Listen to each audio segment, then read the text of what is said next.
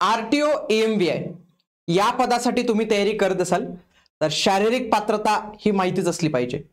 जर ही शारीरिक पात्रता तुमच्याजवळ नसेल तर तुम्हाला अजिबातच जे आहे तर तो फॉर्म भरता येणार नाही। याच्यामध्ये तुमचे वजन किती असावं, उंची किती असावं, चेस्ट किती असावं, तसेच पुरुषांसाठी काय क्रायटेरिया आहे, महिलांसाठी काय क्रायटेरिया आहे, याच्याविषयी संपूर्ण माहिती आजच्या या व्हिडिओच्या माध्यमातून जाणून घेणार आहोत। म्हणून हा व्हिडिओ तुम्ही शेवटपर्यंत पूर्ण बघायचा आहे। नमस्कार मित्रांनो, मी गणेश मानकर इग्नाइट अकॅडमीच्या प्लॅटफॉर्मवर तुम्हा सर्वांचे स्वागत करतो। आज आपण पाहणार आहोत आरटीओ एएमव्हीआय साठी शारीरिक पात्रता काय पाहिजे आहे।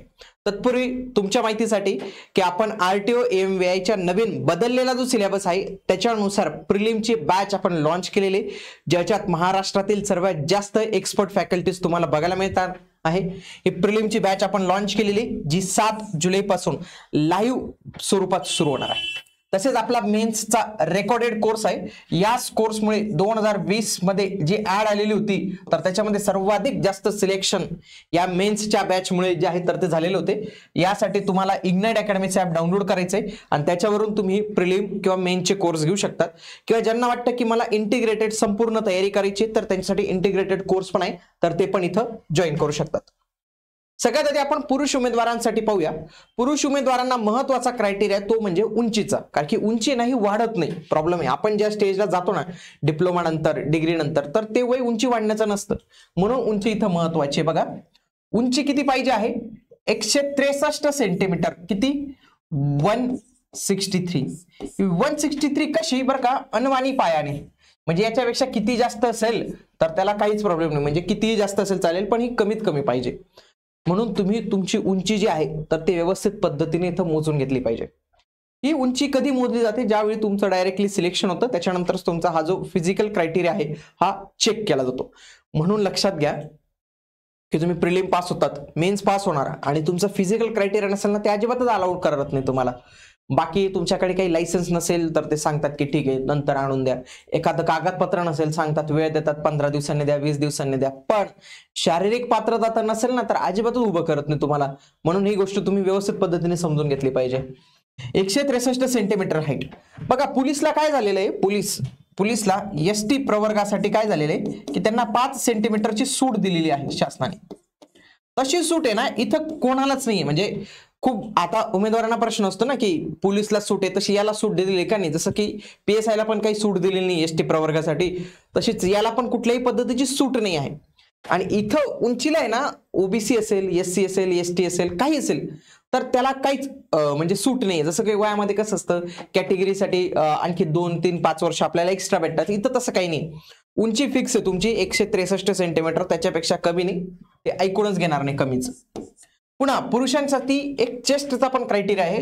त्यांचं काय म्हणणं आहे की मिनिमम तुमची चेस्ट ही 79 सेंटीमीटर असली पाहिजे आणि 5 सेंटीमीटर ती फुगली पाहिजे। म्हणजे एक नॉर्मल असं असतं आणि एक असं ते हे करतात, तुम्ही पाहिलं असेल बघा ते श्वास घेऊन छाती फुगवतात, तर त्याच्यामध्ये म्हणजे बिफोर अँड आफ्टर मध्ये तुमचा 5 सेंटीमीटरचा गॅप पाहिजे तरच तुम्ही जे आहेत तर ते करू शकतात, हे लक्षात घ्या। म्हणजे 79 सेंटीमीटर पाहिजे आणि 5 सेंटीमीटर तुमची एक्सपांड झाली पाहिजे। आता चेस्ट ही अशी गोष्ट ना की ती वाढून जाते, म्हणजे त्याला काही एवढं नाही की एखाद्याची 75 असेल तर त्याने काही टेन्शन घ्यायचं नाही, की चेस्ट ही खाऊन पिऊन तुमच्या डाएटनुसार तुमच्या व्यायामानुसार ही कमी जास्त होत राहते, त्याला काही प्रॉब्लेम नाही। पण उंची आपण ज्या स्टेजला गेलेलो आहेत ना तिथून जास्त वाढणं शक्य नाही। थोडीफार तुम्हाला जर काही आता मार्केटमध्ये काही एक्सपर्ट असतात लोक की जे उंची वाढवून देतात, जर तुम्हाला काही असं असेल तर तुम्ही ते करू शकतात। मेन कोणाला दुःख होतं माहितीये का, 162 वाल्याला, 161 वाल्याला, 160 वाल्याला दुःख होतं की थोडस मी उंची जास्त राहिली असती तर फायदा झाला असता। मग इथं हा एक गोष्ट लक्षात ठेवणं गरजेचं आहे की पुरुषांसाठी 163 सेंटीमीटरचा जे आहे तर तो क्रायटेरिया आहे आणि चेस्टचा क्रायटेरिया 79 सेंटीमीटर आणि 5 सेंटीमीटरचा आहे। मुलींसाठी फक्त जे आहे उंची आणि वजन हे दोनच क्रायटेरिया आहेत।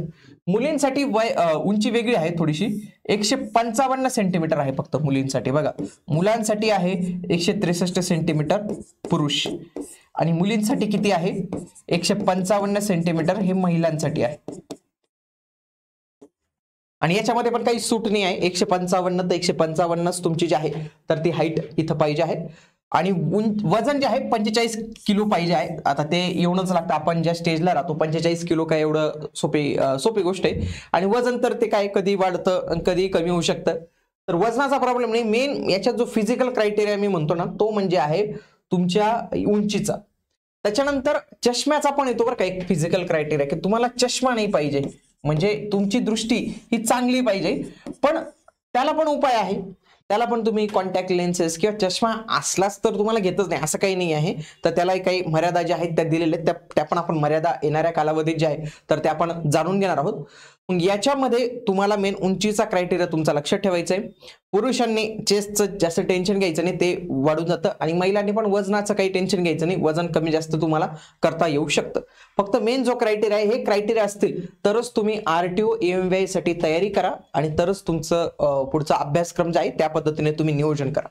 आता फॉर एक्झाम्पल एखादा उमेदवार जर 160चा असेल, 161चा असेल किंवा 162चा असेल, त्याने नेमकं काय करावं. आता त्याच्यासमोर सगळ्यात मोठा प्रश्न जो आहे तो आलेला आहे. कोणासमोर, की ज्याची हाईट 163 सेंटीमीटर पेक्षा कमी आणि त्याला वाटतं की मला सरकारी नोकरी करायची. तर एवढीच थोडी पोस्ट आहे MPSC मध्ये की जी फिजिकल क्रायटेरियावर आहे.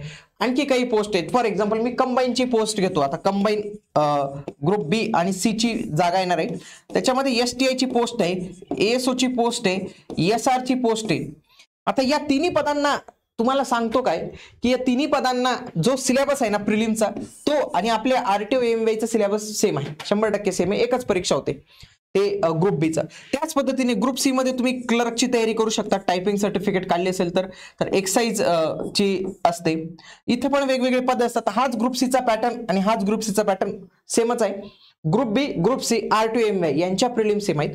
ज्यांची उंची 163 सेंटीमीटर पेक्षा कमी आहे ना, तर त्यांना लक्षात घ्या की तुम्ही हा नॉन टेकचा अभ्यास करा. याच्यात काय प्रॉब्लेम आहे, उलट याचे पद वगैरे आणखी जे आहेत तर तुम्हाला बेटर अपॉर्च्युनिटी इथं मिळते. म्हणून तुम्ही हे नॉन टेकची जी आहे तर ती तयारी करू शकतात, किंवा तुम्ही सरळ सेवेची तयारी करू शकतात. कोणी तलाठीचं असेल, कोणी ग्रामसेवक असेल, त्याच्यानंतर कोणी मनपामध्ये लिपिक असेल तर याची तयारी करू शकतात. मागच्या वेळी खूप सारे तलाठीची जेव्हा ऍड आली तेव्हा माझे मित्र खूप सारे मेकॅनिकल इंजिनियर आहेत, तर ते तलाठीमध्ये पण सिलेक्ट झाले, कारण की त्याच्यात त्यांना वाटलं की ते चांगलं आहे, सिक्युअर जॉब आहे आणि थोडा चांगला मानपानही भेटतो त्याच्यात. म्हणून ज्यांचे 163 सेंटीमीटर पेक्षा कमी ना, त्यांनी अभ्यास सोडू नका. माझी फक्त एवढी विनंती आहे, तुम्हाला जर जायचंय ना सरकारी नोकरी, तुम्ही अभ्यास नका सोडू. तुम्ही त्याला पर्याय काय शोधा. पर्याय काय आहे की तुम्ही STI, ASO, SR, क्लर्क बाकीचे पद आहेत ना त्यांची तयारी करा. आणि त्यांच्या पण तयारीला आम्ही तुम्हाला संपूर्ण सहकार्य जे आहे तर ते करू, मार्गदर्शन करू.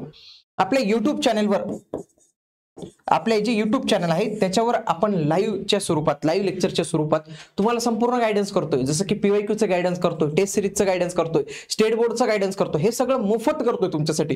तुम्हाला जर अभ्यास करायचा असेल ना, तर तुम्ही आपलं जे प्रिलिमसाठी आपण हा जो कोर्स लॉन्च केलाय तर याच्या माध्यमातून देखील तुम्ही तुमची तयारी करू शकतात. म्हणजे हाईट कमी वाल्या असल्यासाठी फायदा होणार आहे, आणि ज्यांची हाईट आहे त्यांचा डबल फायदा होणार आहे, कारण की ते नॉन टेकलाही क्वालिफाय होतील आणि आपल्या टेकलाही क्वालिफाय होतील. म्हणजे मेकॅनिकल वाल्यांसाठी जे आहे तर ते डबल संधी जी आहे तर ती इथं येणार आहे. म्हणून या गोष्टी तुम्ही इथं लक्षात ठेवल्या पाहिजेत. अशाच माहितीपूर्ण व्हिडिओ सोबत पुढच्या व्हिडिओमध्ये भेटूया. तोपर्यंत जय हिंद, जय महाराष्ट्र, धन्यवाद.